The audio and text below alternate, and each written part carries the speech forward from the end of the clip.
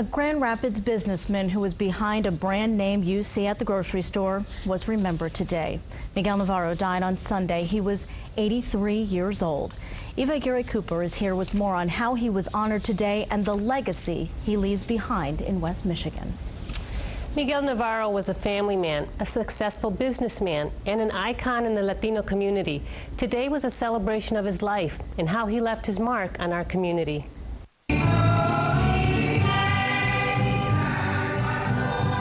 My grandfather was a great man, not only in my eyes, but the eyes of many. At St. Joseph the Worker Catholic Church, people gathered to remember and honor a man that truly made a difference in our community. Miguel came to Grand Rapids in 1948 from Mercedes, Texas.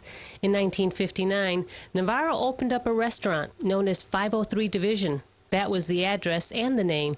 Later it became Alma Latina, which closed in 2004.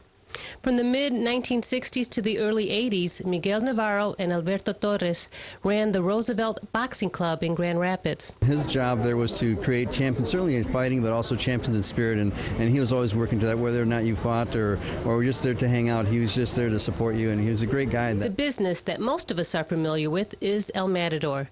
It began in a small storefront on Stocking Avenue in 1976 and later moved to its current location on Franklin Avenue in Grand Rapids in 1991.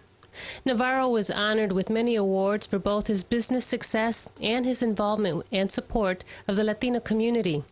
Almost everyone you ask that knew him has a story they want to share. You know, I remember when I was a little boy hanging up his banners for his run for the city commissioner.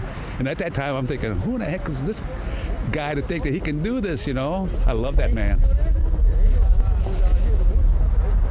Miguel always remembered his humble beginnings and where he came from. He fought fiercely for the rights of Latinos, and his life and spirit of giving is an inspiration for others. You know, I can remember going to El Matador factory each year to buy masa for tamales. Mike had a round table in his lobby where many of the community elders sat. It was a symbol of respect. A few years ago, he invited me to join them at the table. I knew what that meant and felt truly honored. Miguel Navarro had a way of making you feel special. He will be missed.